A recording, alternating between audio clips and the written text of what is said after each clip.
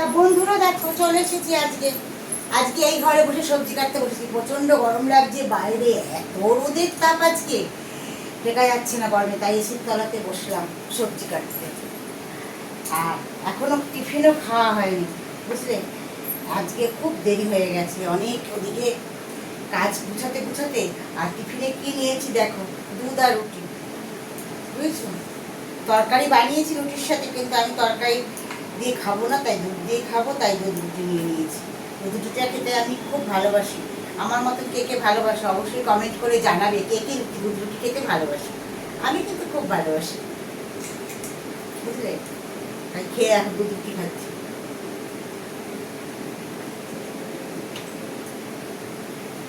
আর খেতে খেতেই সবজি কাটবো।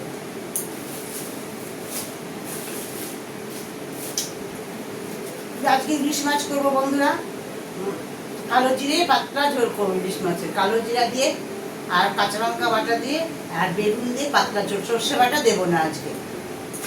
আর বোয়াল মাছ করবো মাংসের মতন করে, আদা রসুন পেঁয়াজ দিয়ে বোয়াল মাছের কালিয়া।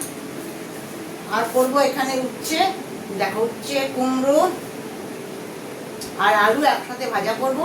আর এখানে কিছু কপির ডাঁটা আছে, কপির ডাঁটাগুলো আমি ফেলি না, আমার কাছে খুব মূল্যবান ফুলকপির ডাঁটা। এইগুলো দিয়ে তোমার বেগুন টেগুন আলু টালু দিয়ে সব কিছু দিয়ে একটু চচ্চড়ি করবো অল্প একটু। তা আজকে দুপুরের মেনু হচ্ছে এটাই বন্ধুরা। তাহলে এখনকার মতন টাটা, বাই বাই, পরে ভিডিও নিয়ে পরে আসবো।